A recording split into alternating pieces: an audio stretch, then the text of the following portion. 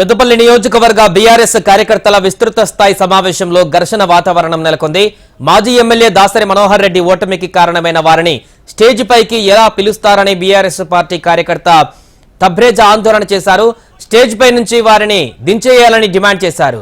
పార్టీలో మొదటి నుంచి ఉన్న వారికి ప్రాధాన్యం లేకుండా పోయిందని వాపోయారు. మన పెద్దపల్లి నియోజకవర్గ మాజీ శాసనసభ్యులు శ్రీ దాసరి మనోహర్ రెడ్డి గారికి స్వాగతం పలుకు.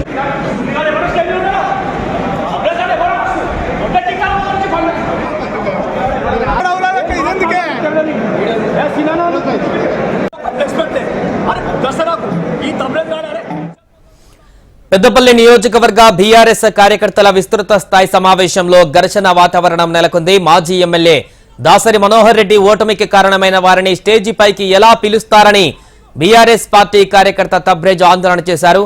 దీనికి సంబంధించిన పూర్తి వివరాలు మా regional coordinator Gopalakrishna phone line లో అందిస్తారు. గోపాలకృష్ణ, బీఆర్ఎస్ పార్టీ నియోజకవర్గ స్థాయిలో సమావేశాలను ఏర్పాటు చేసుకుంటోంది. ఈ నేపథ్యంలో ఈ రోజు పెద్దపల్లి నియోజకవర్గంలో సమావేశం జరిగింది. దీనికి మాజీ మంత్రులుగా ఉన్న నిరంజన్ రెడ్డి గారి కోపలేశ్వర్ గారిని హాజరయ్యారు.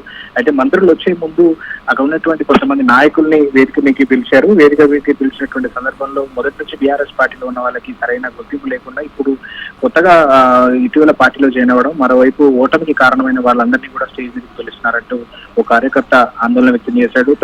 అక్కడ ఉన్నటువంటి నాయకులను నిలదీస్తూ ఆయన మాట్లాడడంతో ఒక్కసారిగా అక్కడ సమావేశంలో రసభాసగా మారిందని చెప్పొచ్చు. మరికొంతమంది ఆయన్ని చల్లబరిచేటువంటి ప్రయత్నం చేశారు.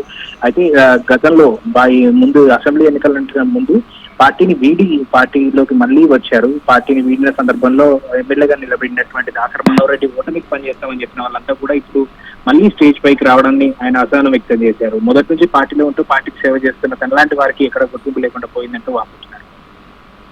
Right, thank you Gopalakrishna.